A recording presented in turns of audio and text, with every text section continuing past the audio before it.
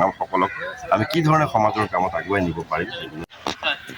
দেখা গৈছে আজি আপোনালোকে চুবাহী মুক্তবৰ যি শিক্ষকসকল আছে তেওঁলোকক লৈ এটা প্ৰশিক্ষণৰ ব্যৱস্থা কৰিছে, কি হয়, অকল আজিতো চামগুৰি যিটো আমাৰ কলিয়াবৰ জিলা কেন্দ্ৰিক চুবাহী মুক্তসকলৰ সমূহৰ শিক্ষক আজি আমাৰ প্ৰশিক্ষণৰ ব্যৱস্থা কৰা হৈছে অসম ৰাজ্যিক দিনদালিনী বৰ্ডৰ তৰফৰ পৰা। আৰু ইয়াত সদৌ অসম তঞ্জিম মাদাৰিছে কৰ্মীয়েও ইয়াতে জড়িত হৈছিল। কাৰণ যিহেতু আমাৰ যিখন কোৰাণ পাক, আমাৰ যিখন ধৰ্মগ্ৰন্থ কোৰাণ পাক সেইখন শুদ্ধভাৱে পঢ়িবৰ কাৰণে কিছুমান প্ৰশিক্ষণৰ প্ৰয়োজন, আৰু সেই প্ৰশিক্ষণটো সঠিক প্ৰশিক্ষণ নথকাৰ কাৰণে আমাৰ শিশু কণ ছাত্ৰ ছাত্ৰীবিলাকে শুদ্ধকৈ পঢ়াৰ পৰা বঞ্চিত হৈছে।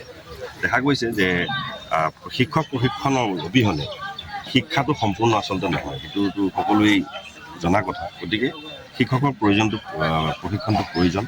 সেই উদ্দেশ্যে আজি আমি কলিয়াবৰ জিলা ভিত্তিত এই দিনী তালিমী বৰ্ডৰ অধীনত শিক্ষকসকল মক্তবৰ শিক্ষক অৰ্থাৎ মছজিদৰ ইমামসকল প্ৰশিক্ষণৰ ব্যৱস্থা কৰোৱা হৈছে।